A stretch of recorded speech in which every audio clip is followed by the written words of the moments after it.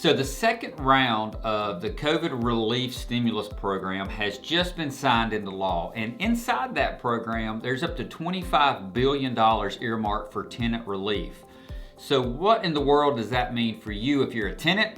And what does it mean if you own rental property? That's the topic for today. Hey everybody, this is Mark Saunders with Saunders Property Management. Welcome to our YouTube channel. If this is your first time here, we are all about rental property, investment property, and property management. So if you're interested in any of those, click the subscribe button below. So finally, the government has passed the second round of the stimulus package to help out businesses, the PPP loan, bunch of tax changes, as well as offering a tenant relief package for past due rent. Now, there's a lot of things that go into this, and they're still working out the details how this is all going to work, but how big of an issue is it that we have for past due rent? Well, I recently saw a new statement from the National Apartment Association that's talking about some of these numbers, and they are pretty high. So more than 11 million renters will owe close to $70 billion in past due rent by the end of 2020. Now, that creates an issue in itself because if you remember in the stimulus package, only $25 billion have been earmarked for tenants that are behind on their rent. $70 billion is due, only $25 billion is available, which we'll get to one of the topics for tenants just a minute. Also, according to Moody, the typical delinquent tenant will be 3.7 months behind on their rent. Average rent's $1,250, so that means that the average tenant is going to owe a little over $4,600 on their account once this is all said and done with this funds coming out. So what does it mean if you're a current tenant? What does it mean if you're a current property investor or homeowner that has tenants? Here's my 3 takeaways for each. So my 3 takeaways for a current tenant, what you need to do and how this affects you. Number 1, you have got to talk to your landlord, okay? There's the properties that we manage, we have had some issues with tenants saying, hey, I filed due to COVID relief, and then they will not communicate with us at all. That causes a lot of problems. You've got to talk to your landlord because one of the main issues we're going to find out, these funds are going to run out. Not everybody's going to get them, and you have to have a plan, which gets to my second part. But talk to your landlord. You have to have reliable sources where you're getting information from. There's so much bad information going around on the internet and being told to tenants, hey, your landlord can't evict you. That's not quite true.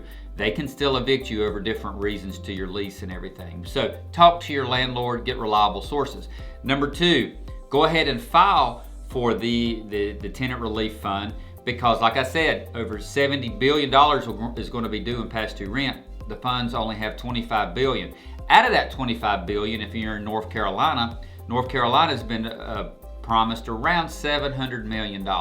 So what does that mean?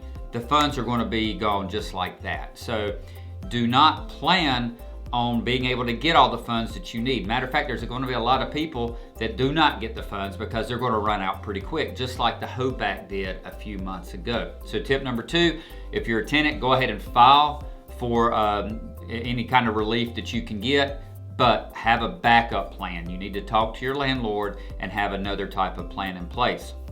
My third takeaway for tenants, what you need to do is you're going to have some type of plan in place moving forward if you get funds or not, because you're still going to owe the balance due on your account. So past due rent does not just magically go away. Most of the landlords out there that I know, they need that money to pay the mortgage. A lot of them are not these huge financial investment companies. They're your local family that owned the house and then moved, or they own 2 or 3 rental properties. They're dependent on the rental income to be able to keep the house up and everything. So like Moody's report said, the average tenant's going to owe about 3.5 months rent, a $4,600 balance. That's going to be due when this is all said and done. Now, hopefully your landlord's going to work with you on that. Goes back to tip number 1, talk to your landlord and figure out what you can work out, because if you move out and owe that balance, it's going to be very, very hard for you to find another property to rent, because that landlord's probably going to get a rental reference and they're going to find out you left owing a balance. So it's going to snowball and it's going to cause major issues. Talk to your landlord to figure out some type of payment plan that works for everybody to get that balance taken care of. So now if you're a property owner, What are my 3 takeaways from you with the new stimulus plan? They kind of follow a lot the same rules that our tips that I'm telling the tenants to do. Number 1, talk with your tenant. Try to contact your tenant. We try our best to contact our tenants to find out what's going on, what kind of payment program can we work out. Matter of fact, a lot of these stimulus programs has in writing that the tenant is trying to work out a payment plan with you, the property owner. So if the tenant just won't return your phone call and just will not work with you, you possibly could have grounds to evict them. Read all the paperwork, and this is all changing daily. But contact your tenant, try to work out something, because you do not want your house going vacant now, because it's going to be even harder to find qualified tenants and everything if they're going through all of this. So number 1, talk to your tenant. Number 2, even though the stimulus program is rolled out, try to do what you can, but know the funds are going to run out extremely fast again. So don't completely expect the money to come in and save the day. You need to work out a plan with your tenant and stay in touch. Number 3, you can still evict. And this is probably the biggest misunderstanding out there. And a lot of tenants just think if they file one form, no matter what they do, the landlord cannot evict them. That is not true. So as the landlord, you still have rights to the property if you've asked them to move at the end of the lease, or if the tenant breaks the law, they're doing illegal activity, or they break the lease that's not related to COVID at all. You still have rights as a homeowner and the property owner. Now, it's getting harder because some of the courts have shut down and the evictions are still not going through, but you still have rights to the property if you've done the right thing.